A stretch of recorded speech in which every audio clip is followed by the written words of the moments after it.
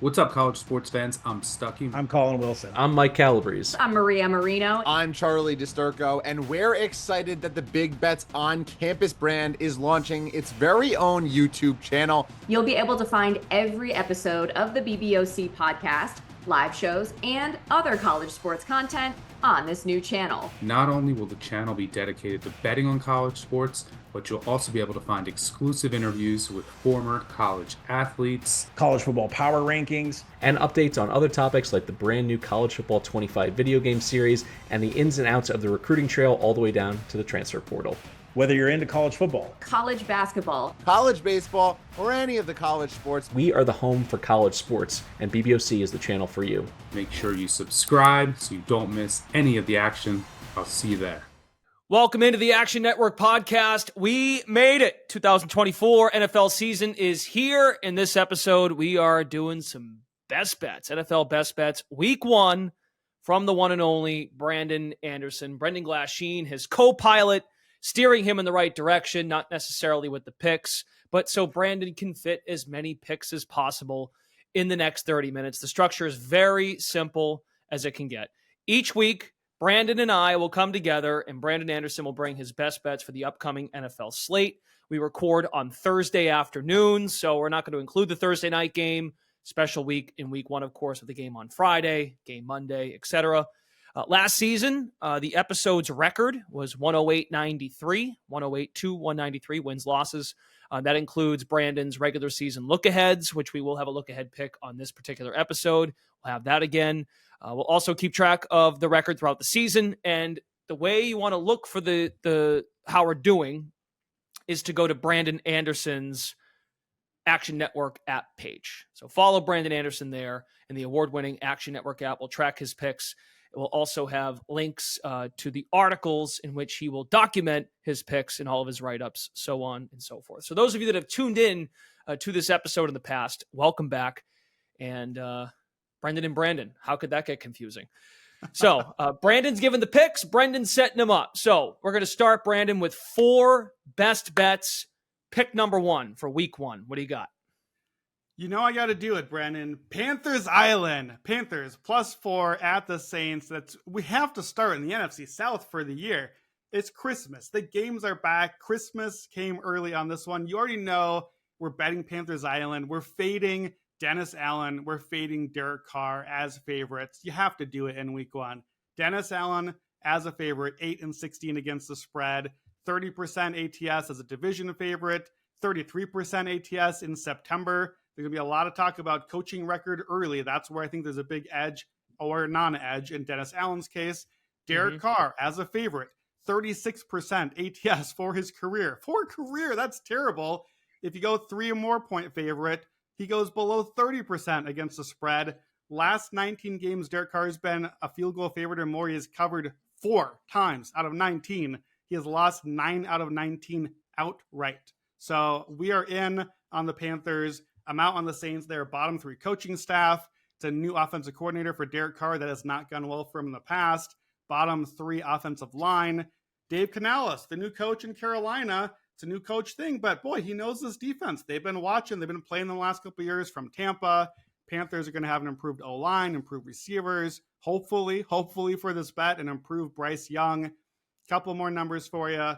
Road underdogs that did not make the playoffs last season since 2011, 65% against the spread. That's a Panthers number. And division underdogs since 2010 in week 1, 67% against the spread. Both of those are week 1. No years with a losing record for that one. So get your bet on Panthers Island in the futures. If you haven't yet, 12-1 on the division. I think, Brendan, we're going to be leading the division on Monday, 1-0 against the rest of the field. Panthers +4. Play the money line if you like, +175. Okay, Dave Canales, a lot riding on this guy from our action. Never mind Brandon, but the entire company, it feels like. Brad Idzik also comes over, joining Canales from that Tampa Bay Buccaneers coaching staff. Idzik is the offensive coordinator, former Tampa Bay Buccaneers wide receivers coach. So that the in-division feel, but of course the Panthers get the Saints in New Orleans. Listen to Chris Raybon on Roundtable earlier this week, NFL Roundtable, our newest episode. He maps out how the Panthers are going to lead wire to wire against the Saints. That is his bold prediction for week 1. Okay, so you said it. You think the Panthers are going to be atop the NFC South after 1 week. That bodes well and transitions well into your second best bet. Yeah, let's stay with the NFC South. You know how I love to hate this division. I'm not going to do a side here. Give me the Steelers, Falcons under 42.5. It's my favorite total of the week. I'm going to not play a side here. I'm mad we got this matchup, Brendan. I wanted to fade both of these teams. I think they're both overrated in the market. They're both teams I'm under. Both teams I'm looking to miss the playoffs. With Atlanta, you got Kirk Cousins. New offense, new teammates, new coaching staff, and Kirk hasn't even played yet. He tore his Achilles and didn't play in the preseason. We have no idea how ready he is. It's the Achilles on his plant foot. It's much more recent than Aaron Rodgers. This is not a situation I feel good about. And then we have Russell Wilson, who just an hour ago as we're recording has calf tightness. We don't know what he's going to look like. He's in a new offense. It's Arthur Smith's offense, which I don't think fits him at all. He can't attack the middle of the field. I don't know how that's going to go. We might get some Justin Fields in this game. I don't think we're going to get a lot of scoring here. The Steelers' offensive line is already missing their left guard, Sumalo. Looks like they're missing their left tackle, Fatano. The first-round pick may not be ready. So that's not great, especially considering you've got either quarterback for the Steelers holds the ball way too long. That's not going to go well. And they're going to run the ball. That's what they want to do under Arthur Smith. But the Falcons' run defense was actually the strength of the defense last year. So I don't see how this goes well either direction. Steelers' defense, we know, is by far the best unit on the field of what we've got so far. So here's the combo. Here's the numbers that I like here. Mike Tomlin road unders, 80, 56, and 1 lifetime, 59%. He's the most profitable coach road unders in our system at Bet Labs. If you go just the first 10 games of the season for the Steelers, 67% to the under. Mike Tomlin on the road. He's only gone over 4 of the last 25 road games for the Steelers. So it's a great spot for him. And then here's what I love. Russell Wilson, not in those numbers. He's new. Russell Wilson road unders, 58%. He's the second most profitable quarterback in the league behind, guess who? Big Ben, the guy getting Tomlin all the road unders. This is a marriage made in heaven for under bettors. I don't think this is a rah-rah spot. I'm throwing out the Russ underdog trends. I don't know who's going to win the game. I think it's going to be ugly and not a lot of points. Give me the under 42.5. Arthur Smith revenge game. And I think you nailed it there. Despite some of the injuries at offensive line, 2 offensive lines that rank in the top 10 per PFF. They know how to scheme it up. And 2 new quarterback situations. The Steelers were the second to last team to name a starter. New England was last. There could be some turbulence there. And Kirk Cousins, as we know, coming off the Achilles, it's a slow build for Atlanta, even though I think Atlanta is going to be pretty good with a new staff in town. But it's just week 1. So it's another way of fading the NFC South and also dumping on the Steelers offense, even though they have Arthur Smith there against his old team. All right, this next one is a player prop from Brandon. Hopefully I don't know how long we're talking about this guy at quarterback for the foreseeable future in a Giants uniform, but it has to do with Daniel Jones. His pick number 3. It is Daniel Jones. Give me the over on the one thing he does right, run the football. Give me over 26.5 rushing yards, and then I'll play the escalator, 50 yards or better, plus 425. So here's the case. Vikings Giants to start the season. Brennan, that gives me nightmares. I'm a Vikings fan. I don't need Vikings Giants in my life. I just watched this end my season 2 years ago. Daniel Jones run all over my guys. 17 carries for 78 yards. It was clearly the strategy for that game. Run, scramble past all the pressure. That's a thing that happens, let alone the 2001 NFC Championship game, 41-0 Giants Vikings, one of the worst days of my life as a Vikings fan, and we got plenty. I think both offensive lines are in big trouble this game. I think the Vikings are in trouble, but the Giants' offensive line is rough. Like, that is a bottom 5 probably offensive line. Andrew Thomas is 29th, great. The rest 29th PFF. Yeah, it's very bad, and we know Brian Flores is going to bring the pressure. So that means our guy Daniel Jones is going to have to scramble. He's not going to have a lot of time back there. I know that there's been a lot of talk about they want him to hang in and throw it down the field. Not this game. It's not going to happen. And don't forget, Brian Daboll is calling the plays again. And I think Brian Daboll is going to be good for Daniel Jones because he's the one who was good for him in the first place. He's the one who said, hey, look, I don't know if you're really a quarterback, man, but I do know you can run the football, so let's run the football. And I think actually having Daniel Jones run the ball is good for the Giants because we know that they may not necessarily want him starting all season long. So why not just kind of like pick up a couple little minor injuries along the way and give us run him into the ground. Later, huh. Yeah, why not? Why not? We know this is going to end, so why not make it end? Under Brian Daboll these last 2 years, Daniel Jones is at 43.1 yards a game. So this line is low. Now, of course, he's coming off a torn ACL. I'll get to that in a second. But 21 full starts these last 2 years. He's at least 20 yards in 18 of the 21. So that's the floor, basically. We only need 7 more yards after that to hit the over. He has had, with Brian Daboll 2 years ago, he had 27 runs of 10 yards or more. So again, you get one of those ripped off somewhere in the game, one long scramble. We're already almost halfway there. Against Minnesota in that playoff game, he did that 4 times. That was a strategy for them. I expected here again, 50 or more rushing yards, 8 of those games. 38% of the time, we're playing plus 425 to get to 50. That's 2x. That's 19% implied. So we're getting double the value there. Now, he is coming off the torn ACL. He played 1 half in the preseason. He ran once. I don't love that, but he got 12 yards. That still is basically the line we're playing. That's a 24-yard pace for the game, and that's preseason where you're not really trying that much. Like, look, guys tear their ACLs and play now. Daniel Jones is a running back. Daniel Jones is going to run the football. I think the injury is not why we shouldn't play. I think the injury is why we should play. It's buying us some value on the line. So this is the one thing that Daboll's going to use Daniel Jones for. Over 26.5 rushing yards, and then 50 plus for plus 425, a bit of a sprinkle. No Saquon either. There's no Saquon Barkley. Yeah. So think of that. I mean, I think Devin Singletary's on the back nine. I mean, he's not what he once was, I think, when he was in Buffalo. That's for sure. But Singletary feels like a placeholder. Maybe they find a back that they drafted late or a guy in their depth chart to move up the ranks, like Tyron Tracy, for example. But okay, Daniel Jones coming off the injury against the Vikings, over 26.5, escalator 50 plus for plus 425. Okay, your final, you got 4 out of 4 here. Best bet. Then we have a couple more things we want to get to. I'm going to take an escalator here. We just had one. I'm going to take a full escalator on the Seattle Seahawks against the Denver Broncos. I'm playing the spread here, but I'll lay out the case and then get to how I'm playing the escalator. So the line is at -6.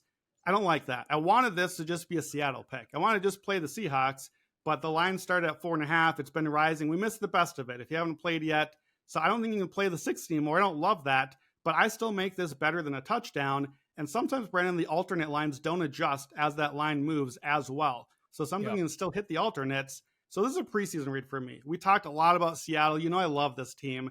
I think Seattle is in contention for the 1 seed in the NFC. I think Denver is in contention for the number 1 pick in the NFL. So these are teams I have on the opposite end of the spectrum. I love Mike McDonald. I think he's going to unleash this defense. He's going to have all those weapons attacking, especially in this game. That's a good setup. I love Ryan Grubb, the offensive coordinator for Seattle. I think they're going to have a lot of great deep balls, passing attack. I think that sets up well. Patrick Surtain can only cover 1 dude, and they've got 3 good receivers there. Bo Nix makes his rookie road debut in Seattle, where I think they have one of the few true home field advantages still. That 12th man, the home crowd, that is a loud, tough place. I think Bo Nix is going to struggle against all that Mike McDonald pressure, against that defense they're going to unleash at them. Denver last year had 5 double-digit losses, 4 of those on the road, including by 25 and, of course, by 50 in that terrible Dolphins game for them. So here's how this sets up for us. I'm going to give you a number and then how we're going to play the escalator. Last 15 years, week 1 home favorites who won the game, they won by an average of 10.8 points. So I'm skipping the -6. I don't need it in my life. We're going straight to -9.5 plus 150. That's the first part of our bet. And then 30 out of those 95 teams won by at least 2 touchdowns, 14 or more. So give me -13.5 plus 250. And then over that same time frame, week 1 home favorites, non-conference games, those teams won by 20 or more 31% of the time. I'm over a third of the time. We get some blowouts in week 1. If you like a side, you should bet aggressively. So -19.5 plus 500. So playing the escalator, let me just give a word here. I like to call it an escalator, not a ladder. On a ladder, the rungs are equally far apart. You're doing the same work to get to each one. An escalator does the work for you, and that is the point. Each time you made one step, you were already on your way to the next one here. And I think this is a spot where you got a rookie quarterback on the road, and it could get rough and get away from him, and it could really get ugly late in the game. So how does it work? You split your one unit, something like 0.6 units on the minus 9.5 plus 150, a quarter of a unit minus 13.5 plus 250, the final 0.15 unit on the minus 19.5 plus 500. It's a lot of numbers. Check the app. I'll spell it out there for you. But I'm banking on a big Seattle win in week 1.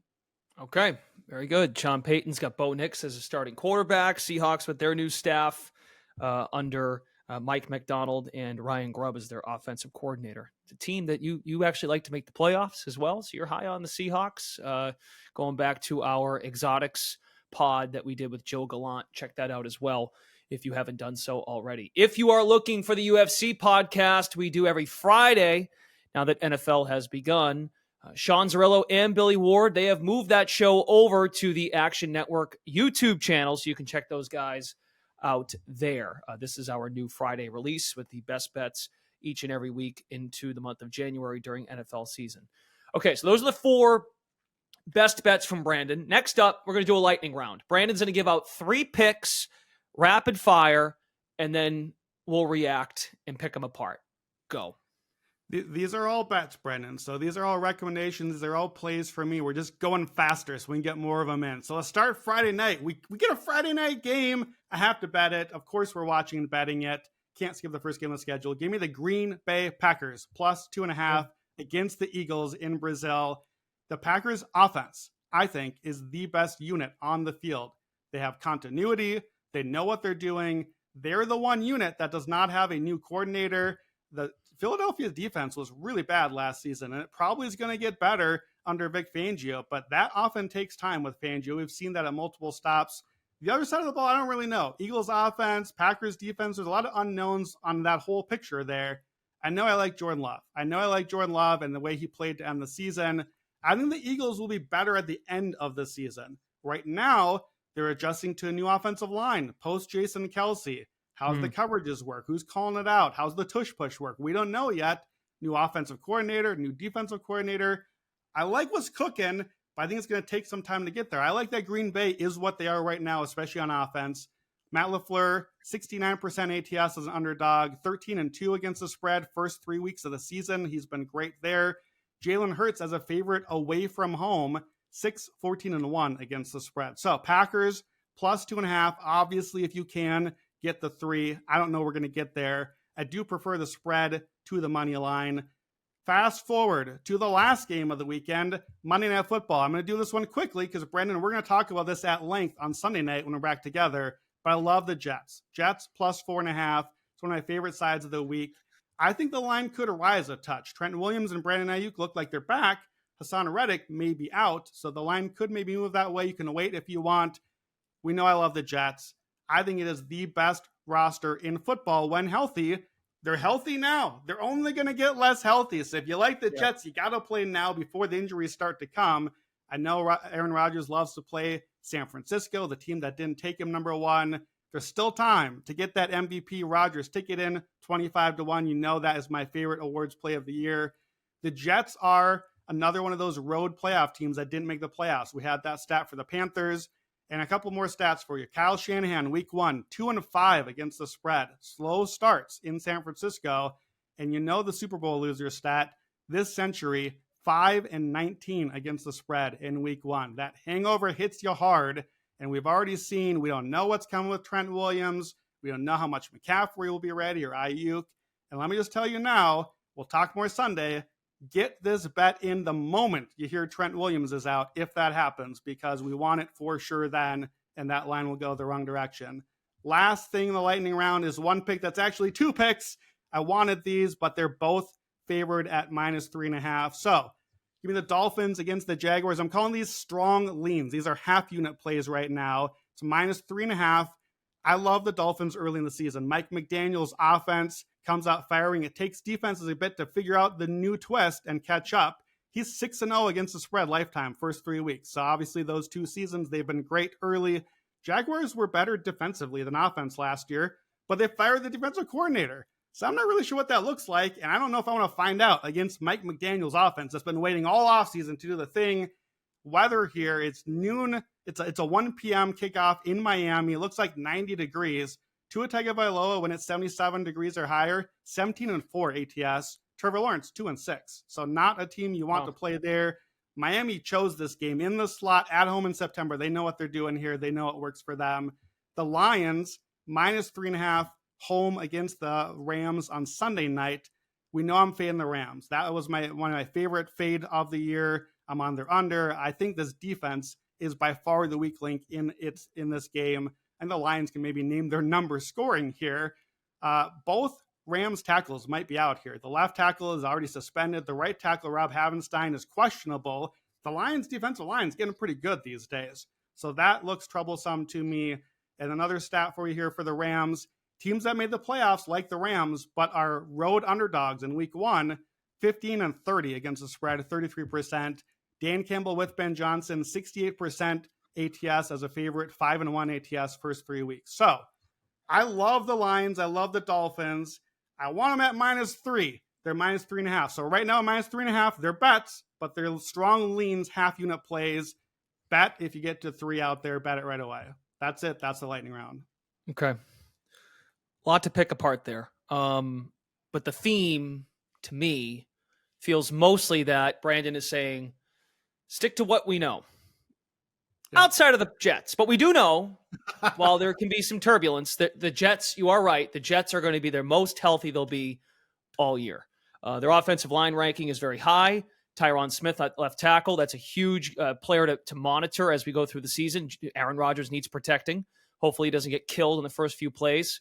But I'm not surprised by the Jets pick. But a lot of noise, both franchises, a lot of noise in the offseason. Who knows if Williams is right?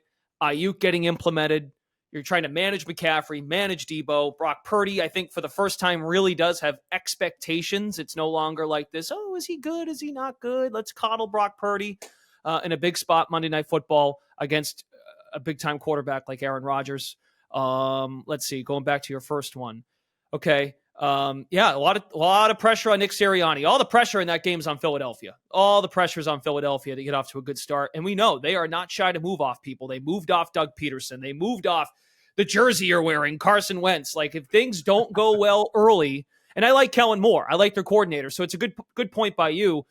It might not start swimmingly right away, but keep an eye on the Eagles later in the season. How much breathing room do they get, though, if they start slow after the way they finished 2023? And I can't disagree with your leans. We know what the Dolphins are. We don't know what the Jaguars will be. Trevor Lawrence now healthy, of course. And we got a playoff rematch there in Lions-Rams. And the Rams, too. I mean, Cooper Kupp coming, he came back at the end of last year, but Puka Nacua a little banged up in camp. And keeping Stafford upright is going to be very important in the early part of the season. Okay, so those last two were leans. Dolphins -3.5. Lions, Brandon would like 3. Right now it's 3.5. And his other lightning round picks, Packers +2.5. And the Jets, Monday night in San Fran, getting 4.5 points. Okay, we'll wrap with this. And I'm glad Brandon mentioned this. We will be back together on Sunday night for our recap episode, getting you all caught up on what happened on Sunday's slate. And then we'll also have the hot read going into next week. But on Thursdays, for our Thursday records, you're listening Friday morning, Brandon will deliver his look-ahead line, a spot that he likes now for next week. And that's why we're looking ahead. He wants to capitalize, and I'm not too surprised based on that he likes this team this week. And the line to him it sticks out like a sore thumb. What's your look ahead for week 2?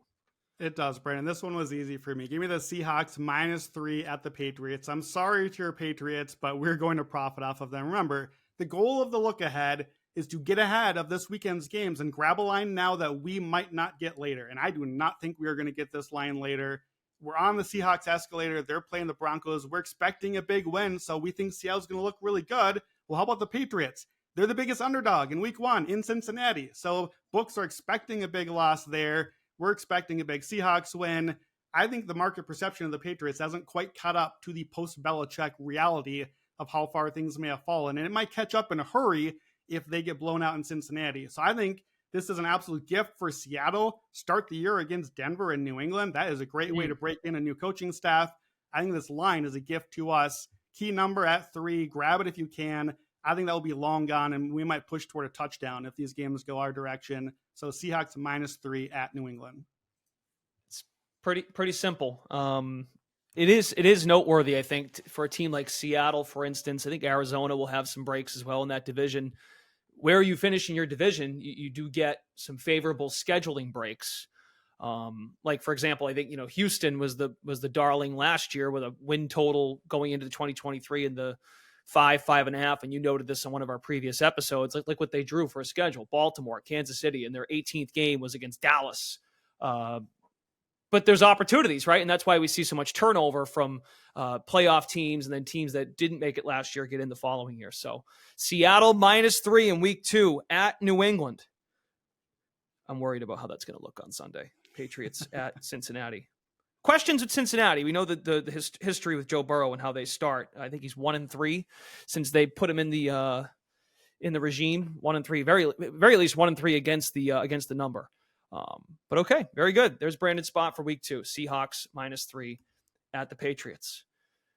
How you feeling? You feel good? I feel great. I'm ready. Let's win some bets. Let's watch some football. All right, very good. That is going to do it for our NFL Week 1 Best Bets episode with Brandon Anderson right here on the Action Network podcast. Don't forget, download the free award-winning Action Network app to see more from Brandon Anderson and all of our NFL contributors at the Action Network. You can track your own picks in the app as well. Feel free to tail and do what you please. Check out the Action Network Discord server. You can chop it up with some of our experts. Sean Kerner is there often, especially in those standalone games. Thursday night this week, Friday night, Monday night games. Kerner is often in the Action Network Discord. There is a link to the Discord in the description of this podcast. If you missed the Sunday the Sunday 6-pack with Chris Raybon and Stuckey, that episode is out now as well. And our new NFL Roundtable episode. This week it was myself, joined by Evan Abrams, our Director of Research, and the aforementioned Chris Raybon. We'll be back next week, early Friday morning. Be on the lookout for NFL Week 2 Best Bets. And again, don't forget to join us. I'm throwing a lot at you, but it's early in the year. Don't forget to join us first thing Monday morning. Myself and Brandon Anderson will be there to recap all of the happenings in Week 1 Sunday. For Brandon Anderson, Brendan Glasheen, thanks for listening, and good luck with all of your bets in NFL Week 1.